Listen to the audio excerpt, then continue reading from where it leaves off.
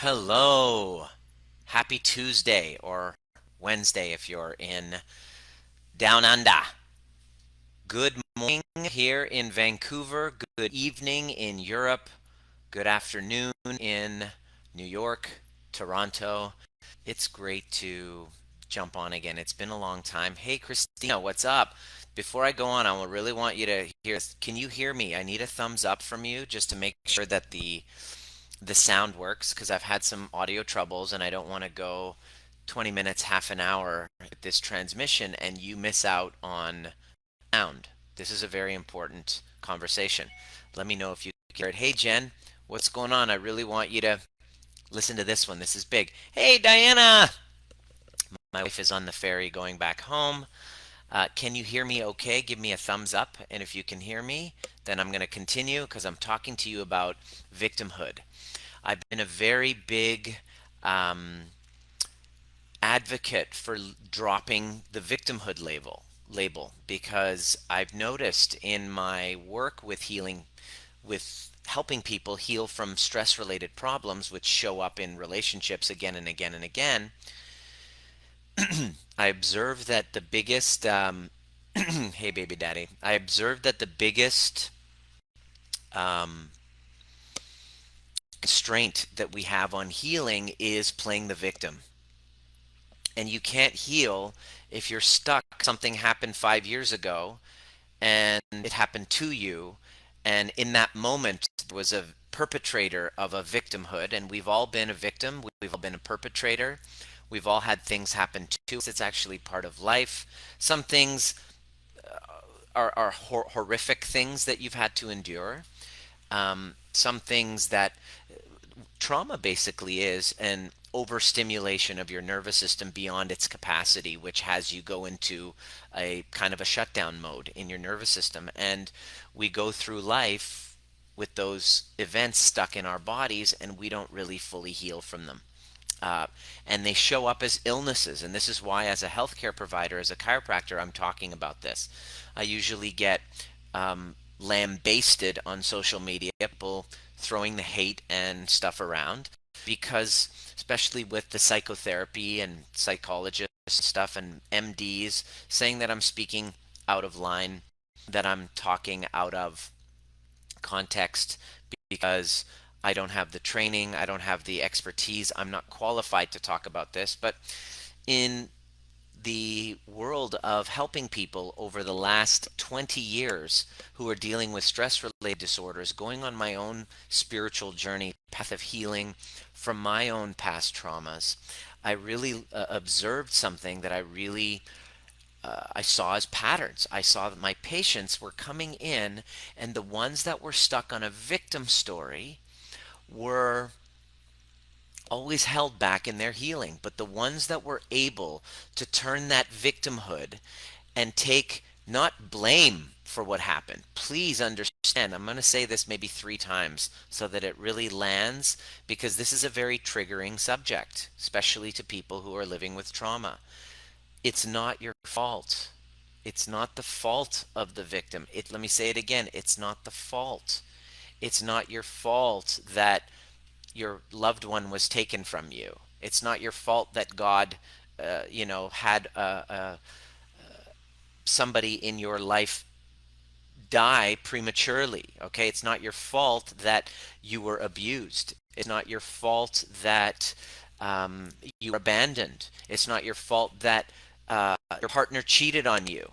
Okay, so this is the stance of that victimhood, and I really wanted to give this information to you so that you know exactly what the missing piece is. So let me tell you, after I started showing my patients, doing these little workshops in my office called Life Skills for a Stressful World, showing them that they didn't have to identify with that victimhood anymore, that with some really amazing cognitive tools that I learned from my mentor, John DeMartini, you can find out how it benefited you. You can find out how it was a projection of yourself. The thing that you judge in the other person, like that person's entitled, that person is selfish, that they were just mirrors of how you were behaving. And if you were to just step out of your story for a minute and to own what you perceived as horrific in the other person, and to see that you own that trait. It's called projection, it's a psychological term. That if you own what you see in the other person, you start to realize, oh my gosh, I'm just a self, like, wow, that person who's selfish, I'm selfish too, but in my own way. And when you drop the judgment of that other person and you find the benefits, all of a sudden your victim story becomes a hero's journey. And now you have an amazing opportunity, right? So I lived this for a while, and then I realized something very powerful in helping people deal with these stress related issues was that the consideration I never made was that the victimhood still is in the body, and you still feel that even though you cognitively are like, yes, yes, it served me, it was all on the way, yes, absolutely, it didn't change the fact that when I'm around that person, my body still reacted in that place of victimhood. So I could cognitively say, yeah, I'm over it, and I did the retreat. I went to that retreat and I wrote the on piece of paper the forgiveness letter. I forgive you. And then I threw it in the fire, and then I burnt it, and then I did the little chant and some whatever, ecstatic dance, witchy stuff that you guys do when you go into those retreats and you want to burn that resentment, and you do all of that. And you're like, I'm over it. Let it go. Let it go. Like you've let it go, right? But why is my body then still reacting like the victim?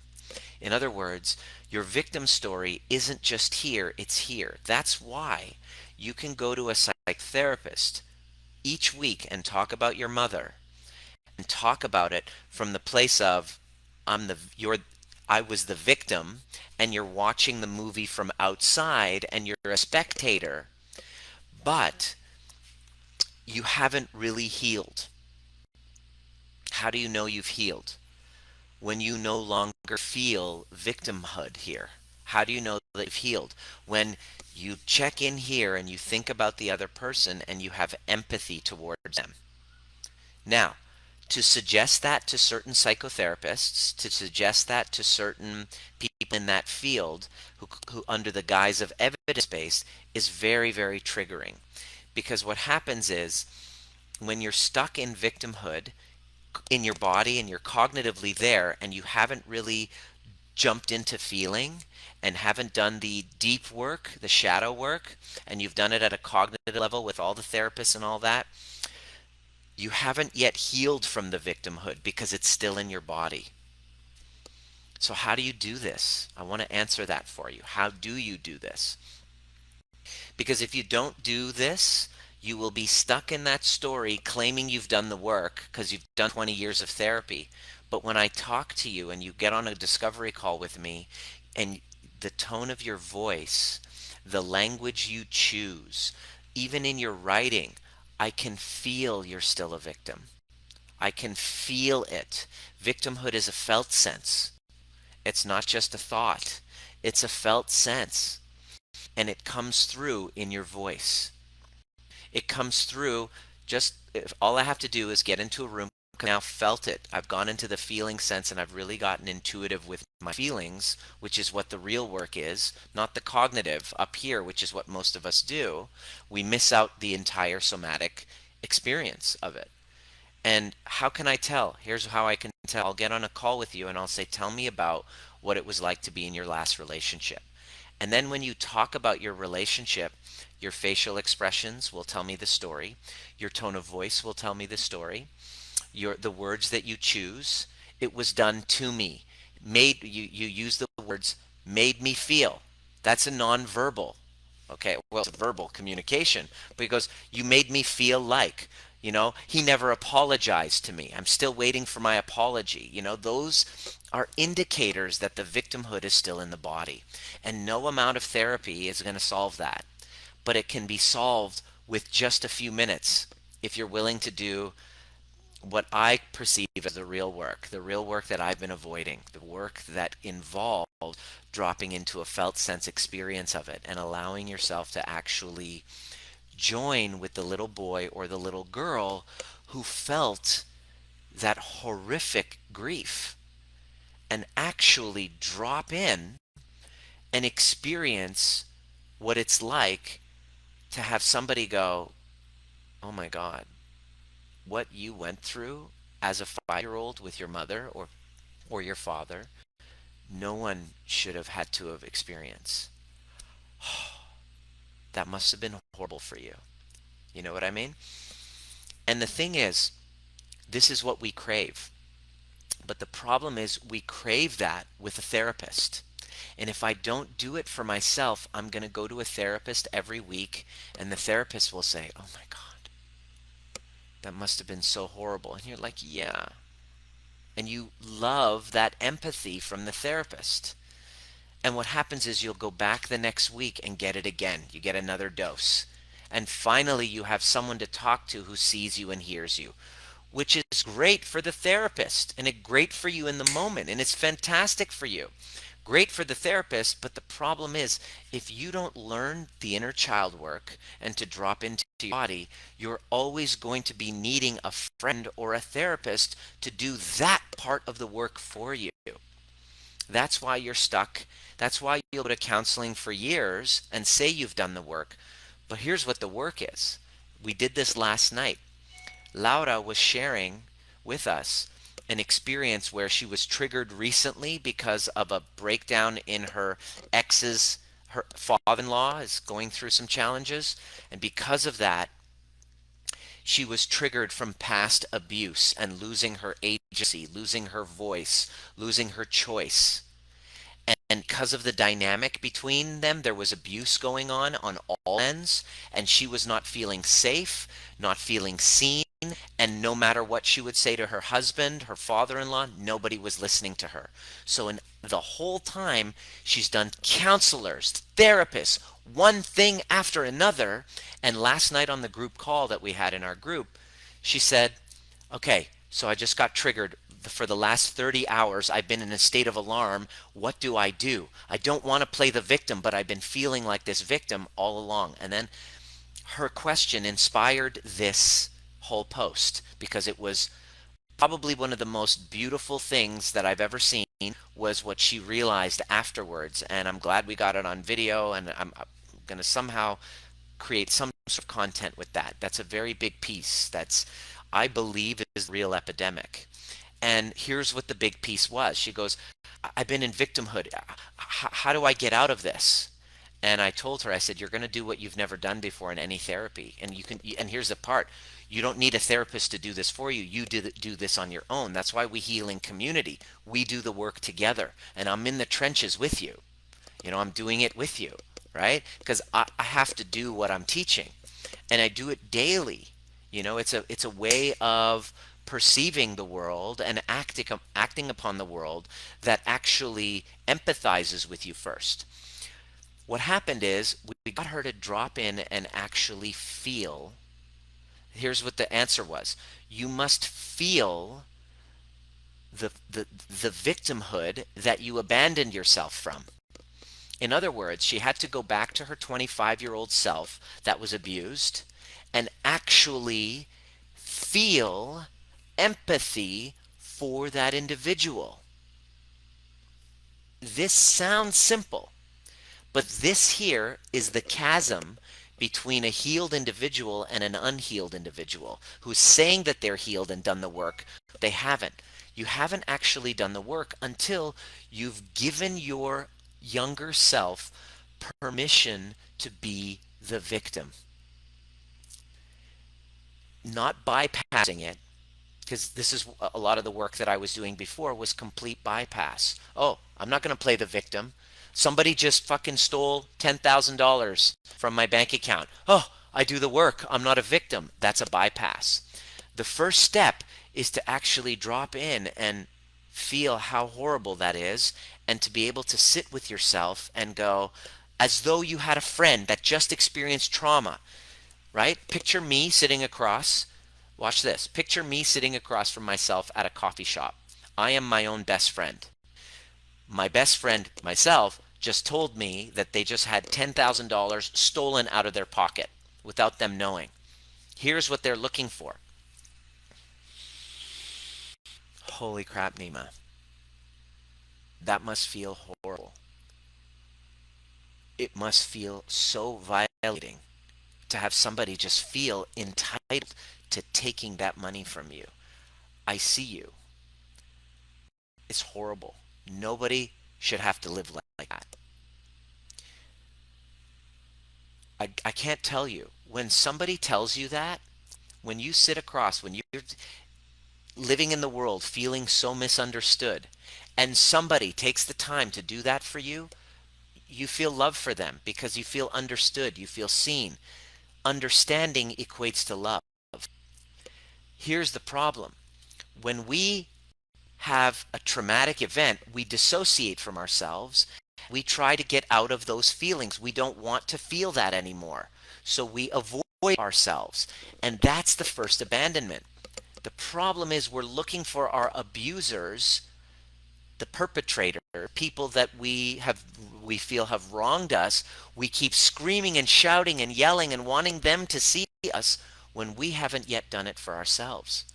Last night, she dropped in and then gave that to her 25-year-old self and dropped into the tears and the feelings of it and just cried the tears of the victim. That's different than being on the sidelines and saying what was done was wrong to me. What I'm suggesting you do is stop pointing and go in and become that person who had that thing happen to you. That's what we do in our sessions. Now, sometimes these traumas, I don't suggest you go doing that. If it was a big trauma, you need to have somebody holding the container. You need to have a guide walking through, especially if you've been chronically dissociating, you've not used to doing the work. This is the next level of the work. The work is to feel the place of the victimhood. You need to be the victim first and cry and scream, that wasn't fucking fair. Like Nagina, this is a perfect example. I don't know if you're still here, but that's what we did with you. Nagina did all the cognitive tools, did all the DeMartini work, did everything right to bypass her feelings. And when I noticed that, I was like, oh, I love working with DeMartini people because we all have the same affliction. All of us DeMartini people are dealing with the same fucking disorder, which is using the work to avoid feeling. Why? Because our egos, which we can't see most of the time, are trying to protect our wounded child. So they're going to do everything so the ego will do everything it can to protect the little wounded child from feeling any pain. So what does it do? It blames, it distracts, it numbs, it accuses others, it defends. No, I'm not going to let that little fucker feel. What I'm telling you is you must drop in and allow yourself to do that. And it's the scariest thing you're going to do in the world. It's so much easier to point the finger. But what I'm suggesting is the next level of work. This is what we do in breath work. There was people, this inner child work that we do, reconnecting to the younger self that we abandoned again and again and again, daily and moment to moment when you get triggered. So I get haters on my comments and I literally have to sit there, and before I'd be like, oh, they're beneath me. But that's a bypass. What I do now is I hear hateful comments on social media, which is starting to happen a lot more that now that I'm getting a little bit more of a following. And fuck, man, that hurts. It hurts. I love to be liked by everybody. I want everyone to think I'm amazing. My ego, my inner child wants to be acknowledged and seen and really understood. And so when I'm misunderstood, it fucking hurts. It hurts right here. And what I do is now I feel the hurt. I'm like, oh, fuck, that hurts. That was, ouch. And then I go back to my 15-year-old self that was bullied in school for being the brown kid in a white neighborhood. And I feel his pain too. And when I do, yesterday I had some tears over it because I was dealing with some hate. Instead, my old version of me did the work, thought the work was to bypass that, to look past that and say, I'm beneath that. But what I'm doing is I'm abandoning myself. Now the work is to become trigger proof. Not trigger less, but to see the trigger and go, oh, fuck. Ooh, that hurts. I'm not going to distract myself from it. I'm actually going to feel it and I'm going to feel horrible for a little bit. I'm going to play the victim. I'm going to give myself that opportunity because my child wants that. My child wanted that from my parents, wanted that from outside people. And I've been wanting it from outside ever since. And it hasn't gotten me anywhere until I turned around and I just gave it to myself. Holy shit, Nima, it must be so difficult to be already 14 and wanting outside approval, but having a different colored skin than everybody else, and then being attacked for it. And then being Iranian too during the 80s when all this friggin' hate from the Iran Iraq war and the whole, you know, clash between the USA and Iran. And so here I am, growing up. I'm 8, 9, 10, 11, 12, seeing the only images of Iran that I see on TV growing up in Canada are all burning American flags and a bunch of freaking Muslim fundamentalists that are hating on America. And, and this is how these are my people. I'm 8 and I'm confused. And I'm like, oh my God. And then I'm ashamed, so ashamed that I changed my name from Nima to Nick because I didn't want people to know that I was Iranian because I was so ashamed of myself. How I heal that is by going back and going, that must have been difficult for you to watch those images on television of your country and then having people call you all these horrible names and racist names in a very white neighborhood. That must be really difficult. Fuck, that's hard. And I got to play the victim first. And after I've let that go through my body, that the emotions go through my body, then on the other side, I can then go, but you know what? Those those people that hated on you, you're going to be helping them soon. So I know you hate the whitey right now, but you're going to be helping the whitey. You're going to be you hate the whitey now for what they're doing to you, but you're going to help those white folks. They're going to be your clients. You're actually going to move to a small town outside of British Columbia. You're going to set up shop as a chiropractor, and you are going to help these white people. And you're going to really make a difference in their lives, and you're going to heal that, and you're not going to see yourself as separate anymore. And right now, the struggle that you're going through, the hate that you're going through, it's going to get you very well prepared for a career in chiropractic, where you're going to be getting a lot more hate and a lot more misunderstanding. And especially when you leave chiropractic and you start speaking truth about what healing is where it's coming from. And then you're getting all these haters and people who get triggered by what you're saying and take offense and start attacking you. Guess what? You're in training, young man, and I see you. See what I just did there? I went from victim and gave myself permission to feel all of that all the way to victor. But not by bypassing my victimhood. No, you must actually feel it. And that is the chasm. That's the chasm. I remember John DeMartini saying, if you have a death in the family, shouldn't be, you should clear it. 45, we got to clear it. Clear it. Clear the emotion. There's no reason to have emotional baggage. You should clear it. As though we should always be balanced all the time. In other words, we can't have a three-dimensional human experience. We actually, I believe grief is meant to be sat with and experienced and felt fully. And when you do, the grief and the pain opens up a crack, opens up something which allows a lot of love to come in. It's a beautiful thing, and it's painful.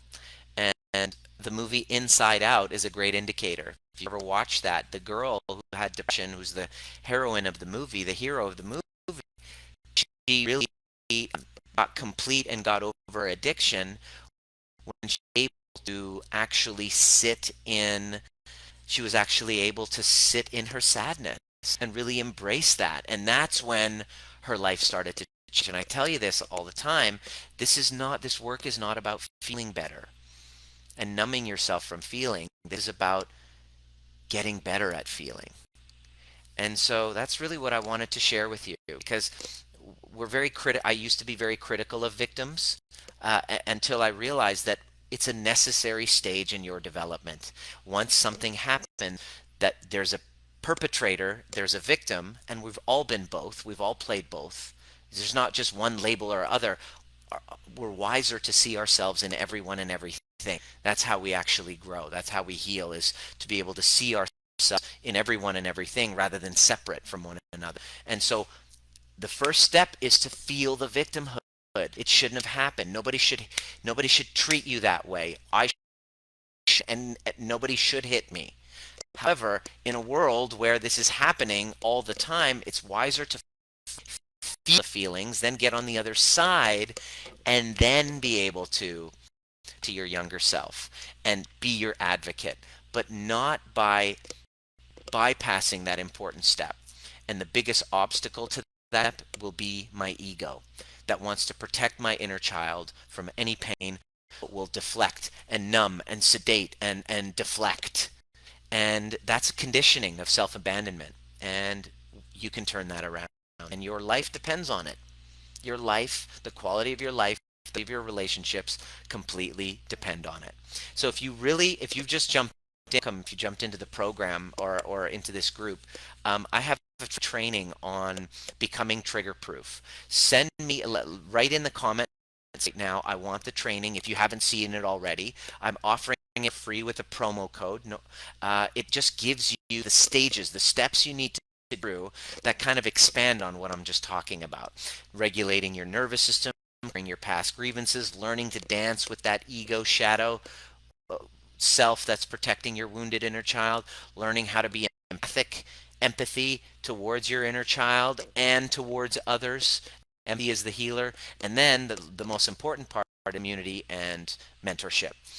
The guide, you need a guide on the side, not a hero, you need a guide. And so that's where the training is. Please let me know if you'd love to see that. We have a couple of events coming up to help you really master this technique that I've come up with, which is an integration of everything I've learned, from the top down, cognitive based, body based as well, bottom up. And it's about healing. It's about dropping your victimhood by first allowing the victimhood to move through your body. It's a very necessary step. When you do, you actually heal. And I can always probably tell the ones who've done the work and who haven't. It's by their responsiveness to being triggered. So hopefully that was valuable. You just make me laugh. This is mind blown. I bypassing when I've done EFT, hypnosis, etc. Absolutely that, and I'm really grateful to be guiding you into this. This is the one piece, and our conversation inspired that. Thank you, thank you, thank you, thank you for what you're bringing to this community. I'm grateful for having this conversation, being able to have this conversation with you, to community where you all can feel seen and heard. If you have any questions, let me know. I'd love to make a training for you. The content that I come up with comes through the consults that I do with our clients. What comes up shows up in our groups, in our programs, and the questions that you DM me, and the arguments and conflicts that I have that have me going inside and kind of doing some work and figuring out, bringing the truth to it. And the whole point of the book is, how quickly can you go from trigger to truth? How quickly can you go from trigger to flow without rushing or bypassing your feelings? That's the key. Without going, yeah, I'm fine, I'm over it. Yeah, I feel rejected, but I'm okay. That's bypassing. That is most healing modalities. And I realized you can't heal. You have to heal by feeling it. You have to heal. I want you to write this down. This is an important thing. Is that I have it written down. Yes. Here's the big part. We can't talk our way out of our triggers and trauma. We must feel our way out. Let me say that again. I'm going to leave this. We can't talk our way out of triggers and trauma. We must learn how to feel our way out. I've dedicated my life to teaching this very simple concept, yet it's like takes so long to master, is expanding space between stimulus and response. Your ability to do that is probably the most important skill you've never learned as a human being. I never did, but it was fucking impacting every area of my life and choosing who consciously who I was, you know, dating, you know, how I was showing up was because I didn't know how to expand that space. I was mad. I was amazing. I was DeMartini's like top student, being able to take your past stuff and ask questions and change your story. But what about in the moment of trauma? What about in the moment of a trigger? Boom, all of my prefrontal cortex, all of my executive cognitive centers, they go offline, and I'm now a fucking 13-year-old or a 5-year-old acting out. What then? What's the tools that I have, because I was showing up that way? So when I finally did, I got the holy grail of human existence. And it's not like millions of dollars and beachfront property and all that. All of those things I'm sure are amazing. It's creating a secure attachment in your life with romantic partnerships, with friendships, where you actually feel safe. You feel love and you feel self-love. That's not just a meme that you put on Facebook, and most self-love is taught cognitively. Love must be felt. Love is a feeling that must be felt here. And to be able to feel that for yourself is the end of all personal development. It is the holy grail. It is the finish line. And yet it's a practice that we must encounter daily. So it's a finish line that never finishes. And that's why we're here on this beautiful planet right here for a brief period of time. I don't know how many days you have left. Count 99 minus your age. Let's say you live to be 99. Your age times that by 65, 365, and that's how you have left. And the quality of those days is how deeply you can feel love, how deeply you're able to give and receive love, how deeply people can feel your heart when you're into their eyes, if you're even able to look somebody in the eyes, if you're able to have a voice that can speak authentically what's inside you. I mean, that's, if you don't have that, then life's not worth living. And I'm here to help guide you up that over the next year or two, whatever it takes for you to feel secure in your relationships. And that's something I've dedicated to in my life. I know that I have that now, and I know that it's a work in progress. And I'm so committed to the climb because I want to create a community of people that have learned how to create safety in their own bodies so they can grow up, emotionally and then become leaders to people who are completely disconnected from themselves and learn these methodologies and tools. Make sure you subscribe. We can then change the world. We can make health become vital rather than fear. See you at the next perfect.